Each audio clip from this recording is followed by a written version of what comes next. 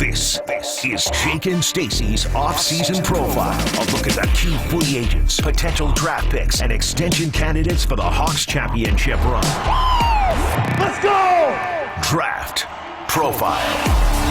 Well, with this pick, it will have been the Seahawks saying, "Oh, what's that, Russell Wilson?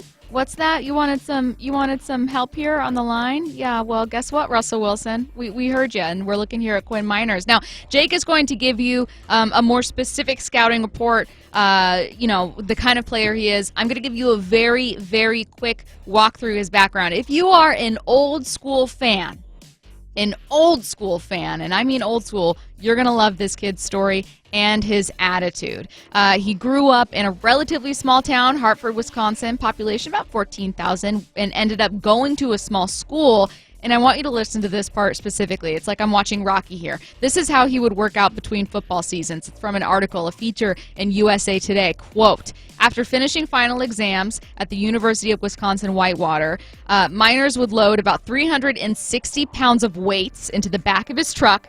Then he would drive 12 hours to his uncle's business, which was a fly fishing camp in Alberta. So it's on this island. When he's not working at the camp, he stays in shape by bench pressing outdoors, again, on an island in Canada, using trees as defensive linemen, lugging giant gas tanks around the camp, and squatting piles of wood."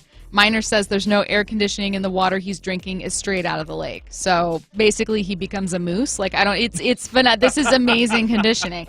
Jake, tell us what we need to know about Quinn Meinerz. Who is this kid? What's he bring? Okay. All right. I'm going to have to calm myself down here because Quinn Meinerz is the player that I have highlighted, tagged, circled, whatever you want to call, gold starred as a guy that I think would fit perfectly here in Seattle. Now, the Seahawks have brought back Ethan Posick.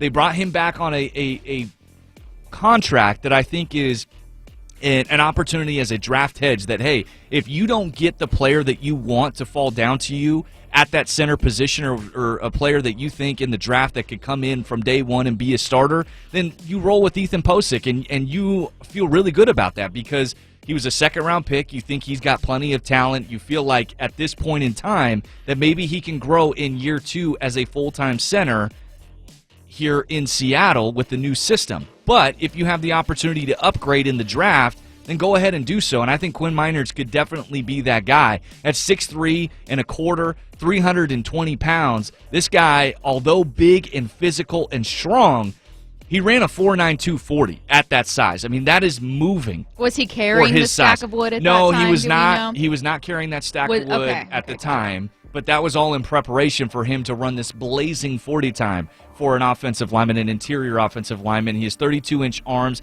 82-inch wingspan. And the thing about Meinerz that really impresses me is that his story, okay, he was a first-team All-American player at the Division III level at Wisconsin-Whitewater, a very, very good Division III school, a powerhouse school in college football at the Division III level, but was an unknown commodity. Yeah. And Quinn Meinerz is a player that has consistently been on the rise since his appearance in the Senior Bowl. Jim Nagy, the director of the Senior Bowl, good friend of the show, invited him to the Senior Bowl after watching, Stacy, not a workout of him, but a workout of another top offensive line prospect, and he kept having his eye drawn to Meinerz and was... See, that prospect made a mistake. This is like this prospect had a Hinge profile and he had his hotter friend in the picture.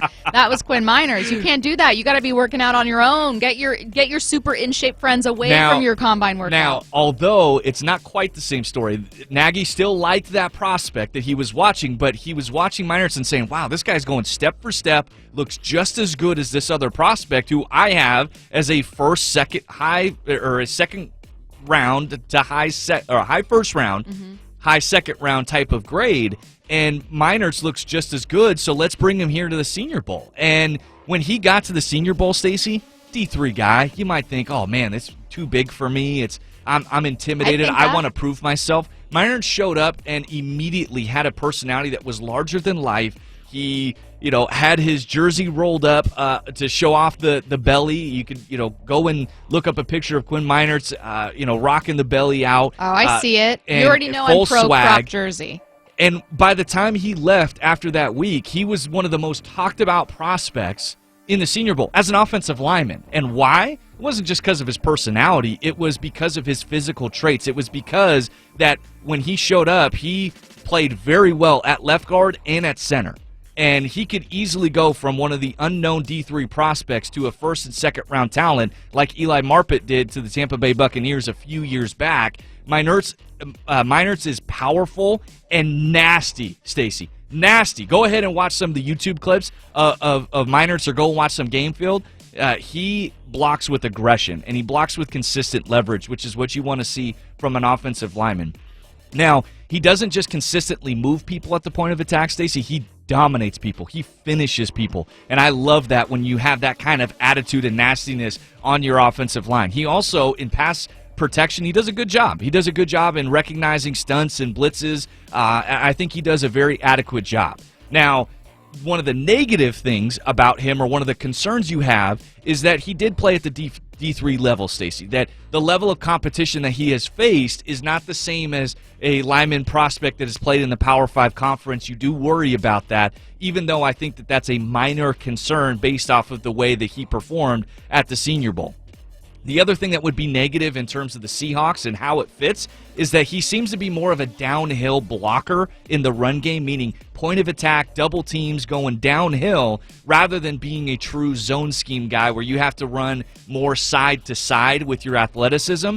And that's something that people have been concerned about with Meinerz. But with him running a 4.9 240, with his 32-inch vertical, with him, posting a video of him dunking at 320 pounds, I think this guy's got plenty of athleticism. And in Shane Waldron's offense, I think that he would be a very good fit as a centerpiece at that center position. And I think that he would be a great person to add to this competition for Ethan Posick. I would love to see him as a Seattle Seahawks. Now, one of the things we saw as a consequence of the pandemic as far as drafting strategy went in last year's draft was certainly the Seahawks, but presumably other teams taking guys from more tested teams. You saw how many guys drafted out of LSU's championship team.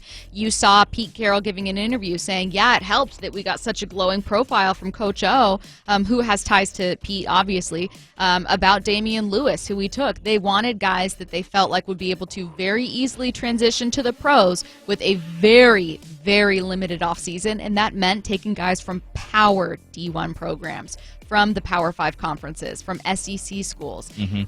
How's that going to play in when you're looking at Meinerz? Because as great as his numbers might be, popping off the charts here, and as gigantic and powerful as he might look, and as much as I very much respect the crop jersey and the belly, like as much as I am very, clearly a fashion-forward guy, I have to wonder if the Seahawks are taking a similar approach when they have not 4, not 5, 3 picks. Well, it's got to be a perfect fit, right? And Meinerz to me is a player that if he was to fall at 56, he is worth taking as that second round pick. At 56. At 56. Okay. Now, I don't even know if Meinerz is going to show up at 56.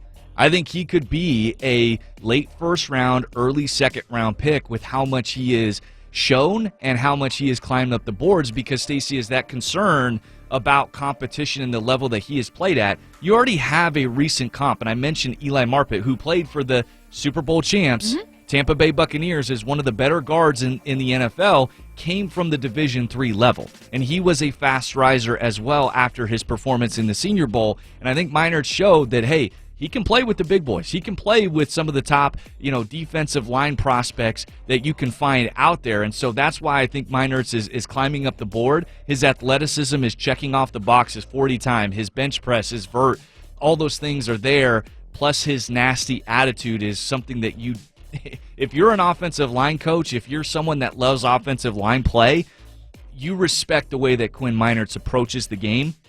And so he's a guy that makes a lot of sense to me. And he played predominantly left guard at Wisconsin Whitewater. Okay. But they had him, Jim Nagy and the Senior Bowl staff had him play a lot of guard and center.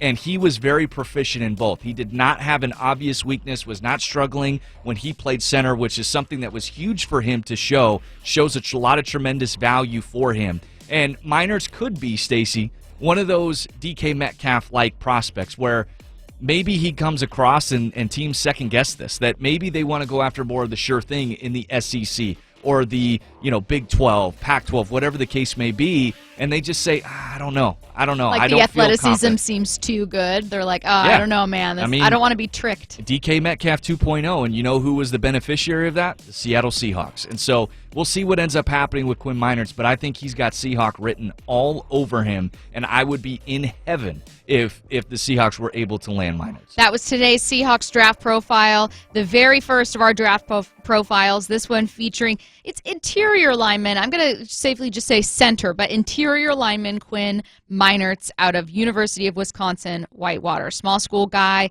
with a big personality, it sounds like, and numbers. Numbers from scouting reports that are just jumping off the page, certainly catching Jake's eye. So again, if you miss any of these are going to be at 1 p.m. And if you missed any of our first profile we just did, that'll kick off hour 3 of Jake and Stacy, wherever you get your podcasts.